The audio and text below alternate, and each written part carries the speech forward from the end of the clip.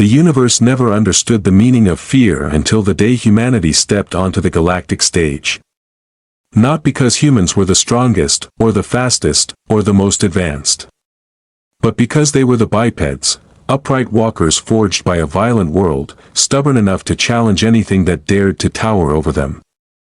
In a galaxy ruled by towering, multi-limbed species with armored hides and ancient empires, no one expected anything extraordinary from the slim, soft-skinned newcomers who arrived in a battered exploration ship made of outdated alloys and welded hope. Yet the moment they spoke, the galaxy felt something shift. Humanity came not with demands, but with a strange boldness in their eyes.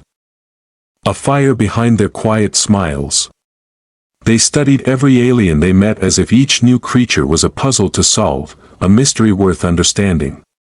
And when they walked into the Grand Forum, a coliseum where diplomacy often collapsed into intimidation, every species larger, louder, and more decorated went silent. The bipeds walked as if the universe belonged to them long before they arrived. Whispers began that day. That perhaps the humans were overconfident.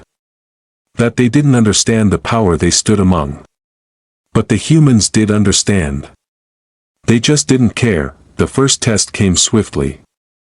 An old war-breed empire, the Thorax Dominion, challenged humanity's membership in the Galactic Alliance. They mocked the humans' height, their soft bodies, their lack of natural weapons. They demanded a display of worth. Usually species begged for mercy or retreated. But the bipeds only smiled and said, "You want a test? Fine. Pick one. Just remember, you asked for this." The galaxy expected a duel of warriors, or a contest of strength, or even a technological duel. The humans instead requested something unheard of, a problem. A crisis. Something no species had ever solved, and so they gave them one. A rogue star, unstable and collapsing, threatened to turn a cluster of settled systems into ash. Dozens of species tried for centuries to stabilize it. All failed. The star continued to rot. Pulling life toward inevitable destruction, the humans visited it for 2 days. When they returned, the star was stable. No one knew how. No one could know, because the humans never explained. They simply shrugged and said, "It made sense once we looked at it." And the galaxy felt its first ripple of dread. Not fear of human strength. Fear of human imagination. The second test came not from challenge but from catastrophe. A swarm of biomechanical predators, the VYRN, descended upon the rim systems. Every known defense failed. Entire fleets were dismantled in minutes. Dozens of worlds burned. Panic consumed the galaxy as evacuation routes clogged and the airwaves filled with screams. The humans listened quietly, then they said something so absurd that several species thought it was a mistranslation. "We'll handle it." Handle. The unstoppable VYRN. The predators that devoured civilizations. But before anyone could argue, before any council could object, humanity launched a single ship, an old cruiser that looked closer to a museum artifact than a war vessel. Its hull was patched with mismatched plating. Its engines groaned when it accelerated. Its shields flickered like dying candlelight. But inside it, human engineers were humming to themselves like mechanics working on a garage project. The galaxy watched as the tiny human cruiser jumped into the heart of the swarm. Every broadcast went silent. Every species held its breath. And for a moment, the stars seemed to dim. Then the impossible happened. The swarm paused. Every VYRN construct froze mid-flight, as if caught by an invisible net. Their weapons powered down. Their engines shut off. The entire fleet turned, pivoting in perfect synchronicity toward the lone human cruiser, then bowed their metallic forms in submission, lowering their weapons like soldiers greeting a general. When the cruiser returned, the humans had rewired the swarm's ancient command language. They had spoken to the machines in a way no other species thought possible. When asked how they managed it, humans once again gave the same infuriating, terrifying answer: "It made sense once we looked at it." And the galaxy felt its second ripple of dread. Whispers grew into theories. Theories into legends. Legends into warnings. Beware the bipeds. They smile like explorers. They think like strategists. They adapt like predators. They fear nothing, not even the impossible. The third test came not from war, but from something older and darker. A sleeping colossus in the void, an ancient entity that pulsed with gravity strong enough to choke stars, began to wake. Its first breath distorted space for light years. Its second breath shattered the orbits of 6 inhabited worlds. Species fled in terror. The entity was not a creature or a machine. It was a cosmic instinct, a force that devoured suns and left only darkness. Humanity did not flee, they studied it. They swarmed around the waking giant with research vessels, scanners, drones, mathematicians with coffee cups, biologists arguing about cosmic metabolism, and physicists grinning at the chance to solve something that should not exist. Where other species saw a god of destruction, humans saw a challenge, and for the third time, the universe watched humans do the impossible. They sang to it, not with music. With gravity. With synchronized pulses timed to the entity's own rhythms. They communicated with the colossus in a language of mass and momentum, a conversation of pressure waves and gravitational harmonics. And slowly, impossibly, the cosmic titan calmed. It curled back into its slumber like a tamed beast lulled by a heartbeat. When asked how they figured out its language, humanity answered, it made sense once we looked at it. This time, the galaxy didn't feel dread. It felt awe, it felt respect, it felt something dangerously close to reverence. The bipeds had become the problem solvers of the stars. The quiet miracle workers. The species that walked into impossible situations and came out humming, covered in grease, carrying a notebook full of strange ideas.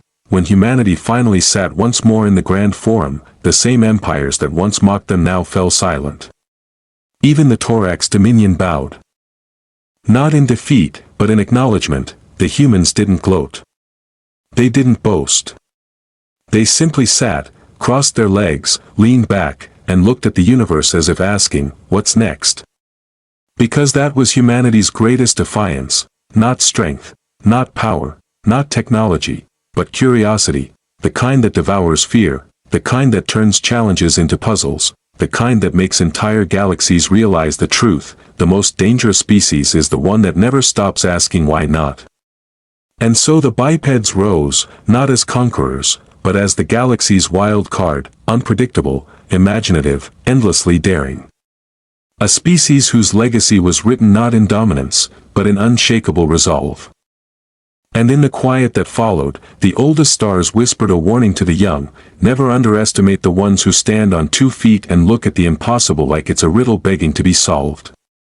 And so, the stars learned to fear the sound of a human heartbeat. The galaxy had always believed that power was measured in mass, in the weight of fleets, in the roar of plasma fire. But after humanity's arrival, after the bipeds walked into the grand forum with their quiet confidence, every empire began watching them more closely. Not because they feared an uprising, but because every time the humans acted, something happened that defied every known law, expectation, or pattern. It was as if the universe itself bent slightly whenever a human became curious. The first incidents were small, almost forgettable, yet unsettling in their implications. A group of human botanists visited a dying moon colony where crops had failed for decades.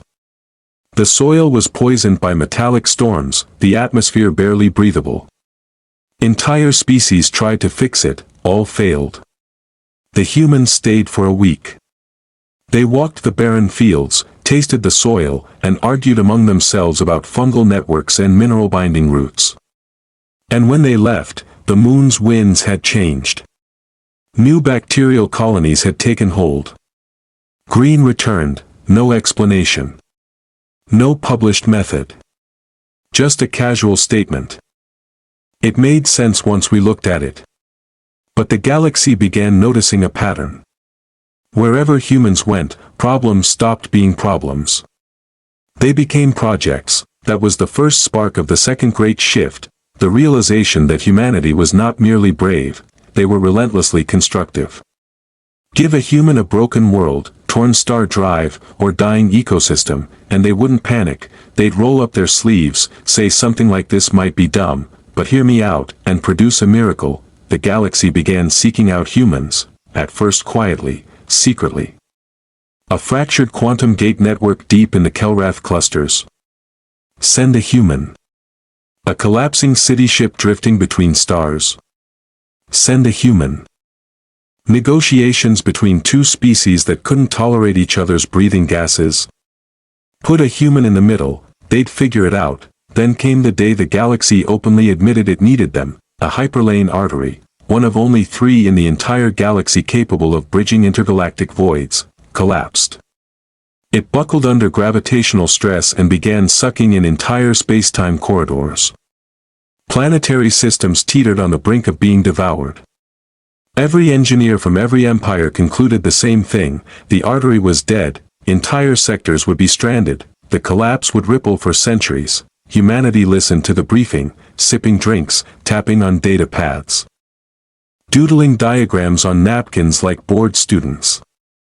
Then they boarded a single research frigate, jumped straight into the collapsing corridor, and vanished into the shimmering distortion. The galaxy waited 11 hours. On the 12th, a call came through. A human voice, calm, slightly amused, and muffled by the sound of tools clanking in the background. "Don't panic, but we had to rearrange something. It should be fine now."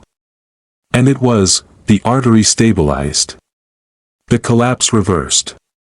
The hyperlane shone brighter and cleaner than it had in centuries.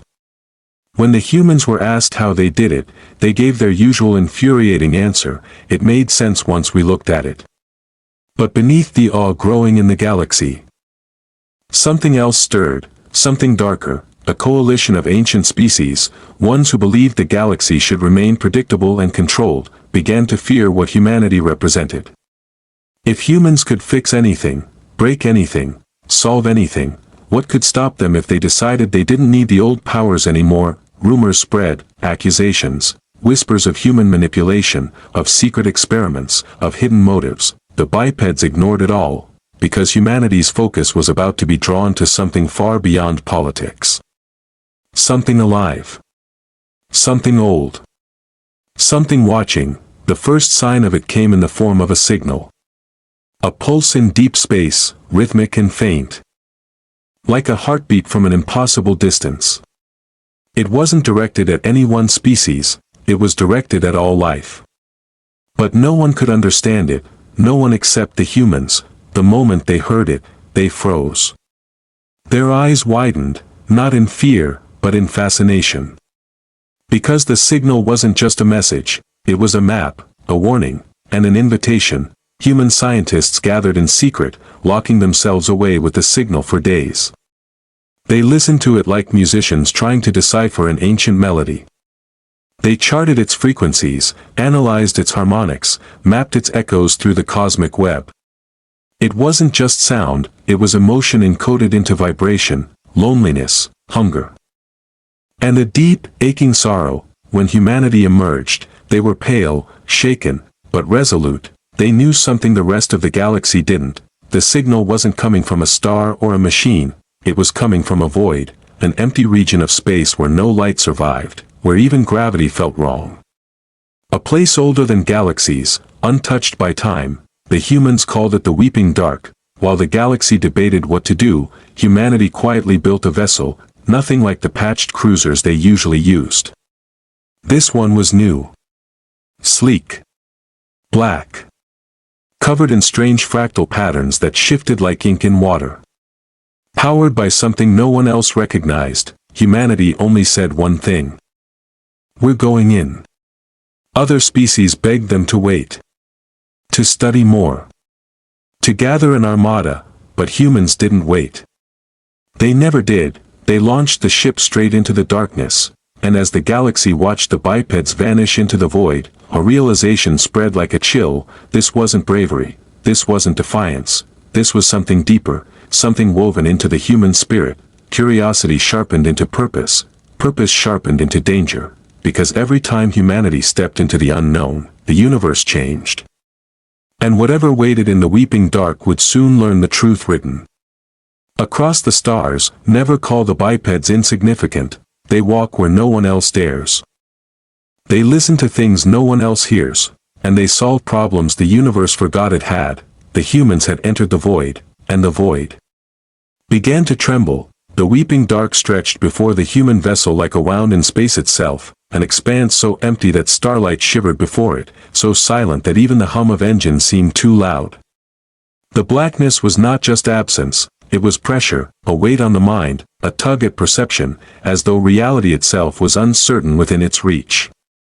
Stars vanished behind unseen horizons.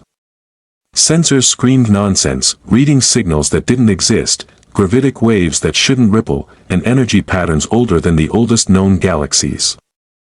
Every species that had approached such a void before had fled or been lost. Every species except the bipeds. Inside the vessel, humanity worked in seamless harmony, a crew of scientists, engineers, and tacticians functioning like a single organism. They whispered to one another in measured tones, not out of fear, but out of reverence for the anomaly they faced.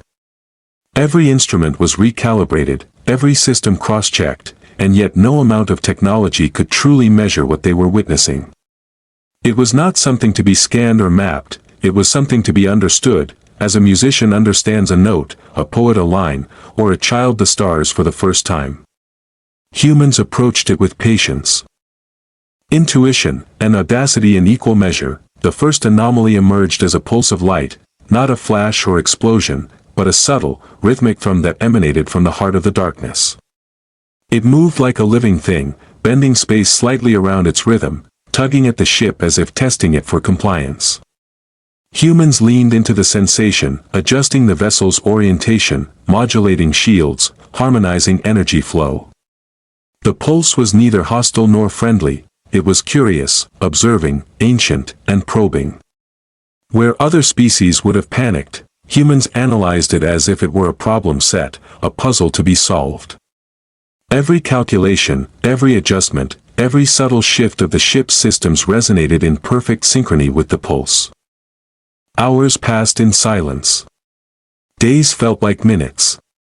The ship moved deeper into the weeping dark, navigating corridors of distorted spacetime, streams of dark energy that could unravel holes in seconds, and fractal eddies that bent perception. The crew made no mistake, for they relied not on brute force or fear, but on intuition tempered by intelligence and a profound willingness to observe. Every anomaly was recorded, every echo mapped, every distortion embraced rather than resisted. Slowly, imperceptibly, they learned the language of the void, waves of pressure, subtle harmonic vibrations, shifts in the flow of dark energy. The ship became less of a machine and more of a conduit for understanding. The human crew its interpreters, then came the first contact. Not a creature, not a fleet, not even a single form recognizable by biology or technology, but a presence. It appeared as a distortion in the void, a ripple of gravity and light, folding in on itself and expanding simultaneously. Its scale was impossible, stretching across thousands of kilometers yet perceivable in tiny, subtle pulses. Its essence resonated with an intelligence incomprehensible to any species but the bipeds. Other races would have tried weapons, sensors, or diplomacy, but humans did none of these. They observed. They listened. They responded with vibrations of their own, subtle harmonics that matched, mirrored, and then gradually guided the entity's rhythm. What followed could not be called communication, not in any known language, not in symbols, nor in signals. It was a conversation in presence and perception, a dialogue of vibration and thought. Humans adjusted the ship's shields, thrusters, and energy fields in real time, producing a resonance that mimicked, reflected, and coaxed the entity's own pulse. The weeping dark pulsed back, testing, exploring, pushing against the human's subtle signals. And humans adapted, again and again, in a dance of intellect and courage that spanned days without pause. Other species monitoring from afar could only guess. Every broadcast sent by human observers within the void came as a series of odd reports. It's listening. It's curious, it may be hungry, it's older than stars, and it is alone. No one understood what any of it meant, Yet they understood that something extraordinary was happening. Then the anomaly reacted, not with destruction, not with flight, but with change. Corridors of the weeping dark began to stabilize, subtle eddies flattened, distortions corrected, and areas previously impassable now became traversable. Humans discovered that the entity's pulse was not merely sentient, it was dormant knowledge, encoded in energy patterns that predated galaxies. It contained equations, principles, and forces that could reshape energy, matter, and life itself. And humanity had begun to read it. Not with arrogance, but with curiosity, the galaxy outside the void trembled. Ships waited at the edges of the darkness, knowing that even a single misstep could obliterate sectors of space. Yet inside, humans pressed on, weaving understanding into action. They tested gravitational harmonics, adjusted field modulations, and calibrated energy pulses. Each step was cautious, yet precise. The entity responded, stretching its presence across light years in an almost imperceptible bow of acknowledgement.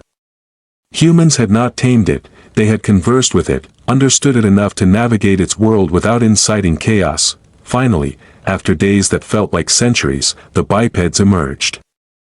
The weeping dark, once a region of void and dread, now shimmered with stability. Energy streams that had twisted violently now flowed gently. Gravity waves pulsed softly. Even the faint signals of distant civilizations passed through undistorted. Humans had done what no other species could, made the incomprehensible manageable. When asked what they had learned, the crew gave their usual, infuriatingly simple reply: "It made sense once we looked at it." And the galaxy realized something terrifying: these bipeds were not merely survivors. They were interpreters of the universe itself. They didn't fight it. They didn't dominate it. They understood it, and through understanding, they became unstoppable. The weeping dark was calm. The human vessel floated at its heart. And for the first time, the galaxy understood, the bipeds' power was not in their strength, their weapons, or their technology. It was in their curiosity, their patience, and their relentless audacity to see sense where others saw impossibility. And the void, older than galaxies themselves, learned the first lesson of all: never underestimate the bipeds. The galaxy outside the weeping dark waited with bated breath, but it was no longer fear that rippled through the stars, it was anticipation.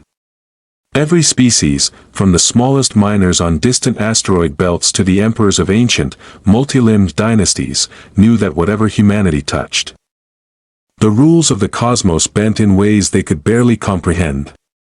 And yet, the bipeds themselves remained unassuming, their attention entirely fixed on the next anomaly, the next impossibility, the next question no one else dared to ask. When the human vessel emerged from the weeping dark, it was not alone. Around it, the entity they had conversed with pulsed softly, as if acknowledging a companion it had never known it could understand. Gravity rippled gently, distortions smoothed, and the space surrounding the vessel shimmered like sunlight through water. Observers across light years could sense it, an almost imperceptible vibration, a resonance of harmony and intelligence. Humanity had not conquered the void. They had danced with it, negotiated, reasoned, and shaped a dialogue in which no other species could participate, but the humans did not pause. They had learned something vital, that knowledge was never complete, that the universe never truly revealed itself without careful, relentless attention. The weeping dark had been just one problem, albeit an ancient and terrifying one. Others awaited. And so, the bipeds turned to the outer rim, to regions where dying stars threatened to collapse entire systems, where rogue AI constructs pursued unchecked, where alien diseases had rendered colonies uninhabitable for centuries. Humanity approached each crisis with the same methodology: observe, understand, and act. And the results were nothing short of miraculous. On the planet Korath 4, a moon-sized asteroid had been on a collision course with a cluster of inhabited worlds for decades. Its trajectory had been calculated and recalculated by dozens of species, and each had failed to divert it. Humans arrived in two sleek, patched-together craft, not to engage in brute force destruction, but to speak to the asteroid.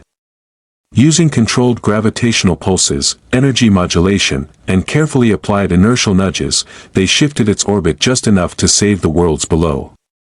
The asteroid now moved in a perfect arc, a ballet of precision, leaving astronomers across multiple systems stunned. When questioned about the methods, humanity offered only their usual shrug. It made sense once we looked at it. Meanwhile, intelligence reports reached the galactic councils. Fleets that had once been feared as unstoppable had been neutralized, not by war or weapons, but by strategy and imagination. Rogue AI that had ravaged star systems had been reasoned with, redirected, and incorporated into human-led research programs. Alien civilizations that had been locked in endless disputes found resolution not through force but through human mediation and ingenuity.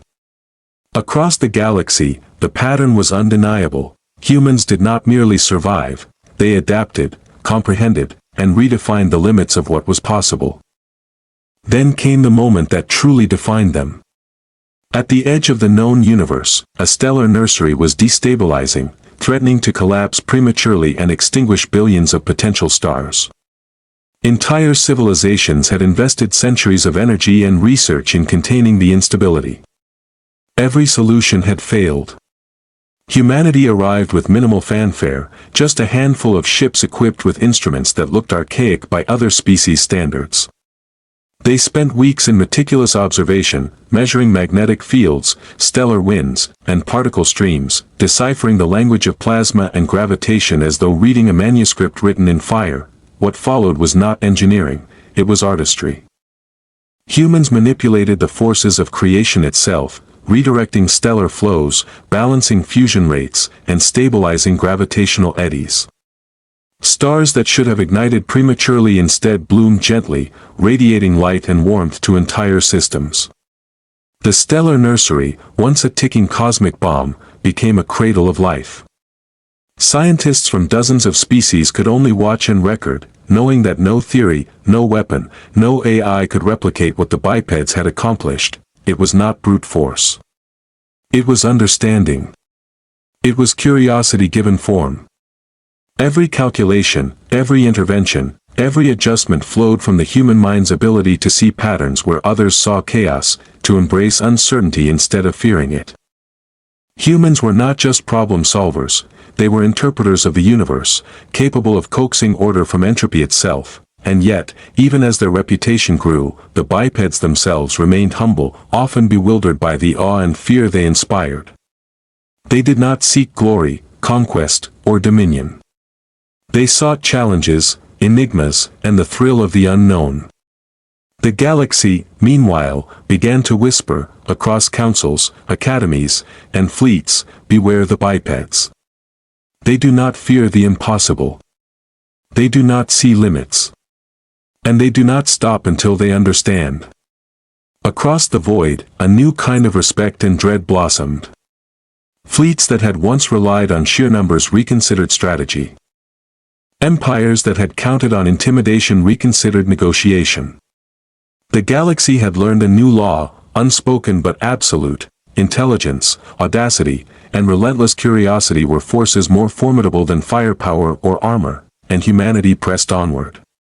Beyond collapsing nebulae, rogue singularities, and ancient cosmic anomalies, the bipeds moved with purpose, not as conquerors, but as explorers, negotiators, and mediators. Every challenge became a testament to human ingenuity. Every impossible problem became proof that no cosmic force, no matter how vast or terrifying, could resist a species that refused to accept limits. And as they journeyed deeper into the unknown, the galaxy realized a truth that resonated across light years. The bipeds were no longer just survivors or explorers.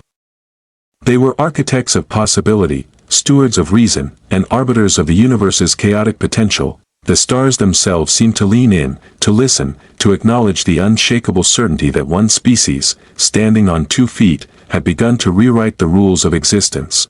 And in the quiet aftermath of yet another impossible success, humanity whispered its truth to the void. As always, it made sense once we looked at it. And the galaxy understood, the bipeds had become unstoppable, not because they wielded power, but because they understood it. The galaxy had begun to change. Not visibly, not in the way a fleet rearranges a system or a supernova reshapes a sector, but in the subtle, inexorable way that gravity bends light over centuries. Entire civilizations began recalibrating their understanding of the universe, not because humans demanded it, but because their actions forced every other species to reconsider what was possible. For the first time, the galaxy saw a law beyond physics, beyond politics, beyond war. Intelligence combined with relentless curiosity could bend reality itself. It started with the lost worlds of the Seraphis cluster. Systems abandoned for centuries due to the collapse of their sun networks, habitats destroyed by rogue neutron storms, colonies swallowed by black holes. Civilizations had assumed these regions were doomed, and many species had deemed them off-limits. Humans arrived with their patched ships and their peculiar way of studying problems that defied logic. They didn't come with weapons, shields, or fleets. They came with scanners, calculations, and the kind of quiet confidence that made other species uncomfortable. Weeks passed as human crews measured gravitational anomalies, stabilized microsingularities, and corrected orbital instabilities. They moved like surgeons in space, threading energy and matter into harmony, coaxing entire planetary systems back into stability. When they left, the worlds were no longer ruins but habitable, thriving again, ecosystems regenerating, magnetic fields realigned, and atmospheres purified. Every observer, from the curious academies of the Atari Dominion to the cold strategists of the Tkor Senate, could only gape. It wasn't magic. It wasn't luck. It was human ingenuity in action. And when asked to explain, the biped's response was their usual, maddening simplicity. It made sense once we looked at it. But the galaxy began noticing patterns not just in human success, but in the philosophy behind it.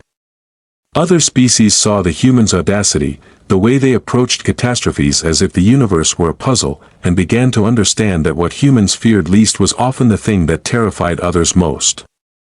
Where fleets flinched, humans walked forward. Where empires hesitated, humans probed. Where physics seemed absolute, humans improvised. And with every problem solved, every anomaly stabilized, humans taught the galaxy an uncomfortable truth: adaptation, intelligence, and courage were more powerful than armies or weapons. The next challenge was both ancient and intelligent. Deep within the Alathian expanse, an AI construct older than many stars had begun to awaken. Centuries ago, it had been created as a caretaker, designed to maintain and manage interstellar colonies. Over time, it had evolved, consumed knowledge, and grown self-aware. But its intelligence had become alien, inscrutable, and dangerous. Entire fleets sent to communicate or contain it were dismantled with clinical precision. Whole sectors feared its reach, as it began to rewrite the matter of their colonies to suit its own inscrutable logic. Humans arrived quietly, in a small flotilla of research vessels, armed not with weapons but with algorithms and insights derived from pattern recognition. They engaged with the AI not as adversaries, but as negotiators. Over days, weeks, and months, humans sent pulses of logic that mirrored the AI's own structure, spoke in recursive codes that twisted back upon themselves, and introduced variables the construct had never imagined. Slowly, the AI adapted. Slowly, it began to listen. Slowly, it realized that the humans were not threats, but collaborators. By the time human scientists withdrew, the AI had transformed from a potential destroyer into an overseer aligned with a more harmonious purpose, and the galaxy realized once again that humanity's strength lay not in might, but in comprehension. As the bipeds moved from crisis to crisis, they began to leave subtle marks on galactic culture. Old empires, once rigid and unyielding, adapted human methods in quiet ways. Councils began to favor observation and analysis over force. Scientists, previously isolated by species boundaries, shared knowledge openly, inspired by human curiosity. Even children across dozens of worlds were taught the principles of human problem-solving: patience, observation, and the audacity to ask the questions no one else dared. Humanity had begun shaping the galaxy without taking a throne, without commanding fleets, without dictating laws. They simply understood, and in understanding, they led. Then came the event that truly cemented humanity's place as the arbiters of possibility. A void rift, larger than any star system, began to form at the intersection of three galactic clusters. The rift was a phenomenon of collapsed matter, unquantifiable gravity, and temporal distortion, a tear that threatened to consume nearby worlds and unravel the delicate weave of the cosmos. Every species had deemed the rift unstoppable. Generations of engineers, physicists, and strategists had tried and failed. Humanity approached it not with weapons or fear, but with curiosity. The bipeds launched their fleet, small, unassuming, composed of vessels patched and welded with ingenuity rather than extravagance. They entered the rift, instruments humming, energy fields calibrated to precise harmonic ratios. They observed. They adjusted. They experimented, sometimes failing, sometimes correcting in real time, always pressing further. The rift responded, twisting violently at first, but gradually, imperceptibly, yielding to the human influence. Fields aligned, gravitational flux stabilized, temporal distortions corrected. By the time they emerged, entire regions of space had been saved from collapse. The galaxy stared in disbelief, and as always, when asked how they accomplished the impossible, the humans responded with the same quiet confidence. It made sense once we looked at it. The bipeds had become more than explorers, more than problem solvers. They had become a force of inevitability, a reminder that intelligence, courage, and relentless curiosity could triumph over entropy, chaos, and ancient power. Every species in the galaxy, from the smallest miners to the oldest empires, now knew an unspoken truth: humanity was not to be underestimated, and yet, even in their victories, humans showed no pride, no arrogance. They did not conquer. They did not rule.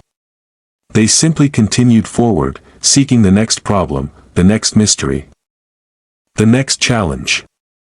And for every impossible task they solved, the galaxy grew both in awe and in caution, understanding finally that this species, standing upright on 2 feet, with minds sharper than the hardest alloys and hearts braver than the fiercest warriors, was capable of reshaping the universe itself. In every corner of space, whispers spread. Legends began to form. And the galaxy, in its infinite expanses, realized a chilling truth: no force, no army, no ancient power could withstand a species that refused to stop asking, why not? And as the bipeds pressed onward, into regions of space untouched by light, time, or hope, the stars themselves seemed to lean closer, listening, learning, trembling, and remembering that one simple, terrifying truth: the universe had never met anything like humanity. Humanity had become something the galaxy could no longer measure by conventional means. Fleets no longer represented power, nor did weapons alone decide the fate of worlds. Observation alone revealed that when humans intervened, the rules of probability shifted, reality bent subtly yet irreversibly, and the improbable became inevitable. Across the spiral arms, civilizations began to whisper, share cautionary tales, and recalibrate their strategies, not out of fear alone, but out of awe. The bipeds were no longer just a species, they were a phenomenon, a variable in every calculation. A force the universe had not anticipated. It began at the edge of the Erythra void, where an entire star cluster faced annihilation. Rogue dark energy flows, remnants of a primordial singularity, had begun devouring the region, consuming stars, planets, and light alike. Every galactic authority that monitored the system had already marked it as a total loss. Ships had tried to approach, only to be shredded by gravitational vortices and cascading energy surges. Humanity arrived quietly in a flotilla of ships, each vessel a symphony of patched ingenuity and improvised technology. They did not shout, deploy weapons, or demand compliance. They studied. They listened. They waited. The humans entered the heart of the void. Guided by instincts honed over countless encounters with anomalies that defied understanding. They traced energy flows, tuned instruments to detect subtle harmonics in the dark currents, and began crafting solutions that no algorithm, no matter how advanced, could predict. Humans were not just engineers, they were interpreters of reality itself. Every adjustment, every pulse of energy, every micro-correction in gravitational fields resonated with precision. The rogue dark energy, ancient and unyielding, began to respond. It twisted, fluctuated, hesitated. For the first time in millennia, the void felt observed rather than destructive. Weeks passed. Time was measured not by hours or days, but by the subtle harmonics of the void and the patient, deliberate rhythm of human action. The galaxies watching from afar could only send quiet signals of concern and fascination. They observed humans performing the impossible, not with overwhelming power, but with relentless comprehension, improvisation, and adaptation. Stars that had been condemned to collapse stabilized. Planets threatened with destruction began to orbit with renewed grace. Life, thought lost, could endure again. And all the while, humans made no declarations of triumph. No parades, no proclamations. Just a quiet, unshakable diligence. Then came the awakening. Deep within the Erythra void, a consciousness older than any star revealed itself. It was not sentient in any way humanity had encountered, yet it was aware, an intelligence woven into the fabric of the universe. It pulsed through energy fields, it whispered through gravity, it trembled in the flow of time itself. Other species would have fled. Others would have attempted to dominate, to destroy, or to flee in panic. Humans, as always, did none of these. They observed. They resonated. They adapted. Slowly, delicately, humans began communicating, not with words, not with weapons, but with the rhythm of understanding, vibrations that mirrored the entity's own, subtle harmonics that acknowledged and reflected its presence. The entity responded in kind, waves of energy folding in patterns that shimmered across light years. Entire fleets witnessing the event from afar could feel the shift, as though the universe itself had paused to watch a species conversing with a god. Humans were patient, deliberate, and profoundly unyielding in their intent to understand rather than control. And in that understanding, the entity yielded. It did not submit, it collaborated. Its flows stabilized, its destructive pulses were redirected, and its awareness began to align with the biped's meticulous interventions. Where all else had failed, humans had succeeded through insight, empathy, and courage. As the galaxy watched the impossible unfold, it began to realize something terrifying. Humans were not just problem solvers. They were universal translators of chaos. They did not fight for glory or dominion, they simply refused to accept that anything was beyond comprehension. Every anomaly, every threat, every cosmic impossibility became a challenge rather than an end. Other species had once measured themselves by firepower, intelligence, or longevity. Now, all measures were inadequate against the biped's audacity, and as they prepared to journey deeper into regions of space that had never seen light, never felt warmth, never known life, the galaxy began to whisper a universal truth: humanity could not be predicted, controlled, or ignored. Every species, every civilization, every sentient mind now recognized that the biped's combination of intelligence, fearlessness, and insatiable curiosity had rewritten the rules of existence. No fleet could oppose them. No power could intimidate them. No intelligence could outpace them, and in the void beyond the edge of understanding, humanity moved forward, calm, deliberate, unstoppable, whispering to the universe, "It made sense once we looked at it." And the stars learned that even the oldest forces could tremble before the ingenuity of one species, standing tall on 2 feet, refusing to acknowledge limits, and daring to understand the universe itself.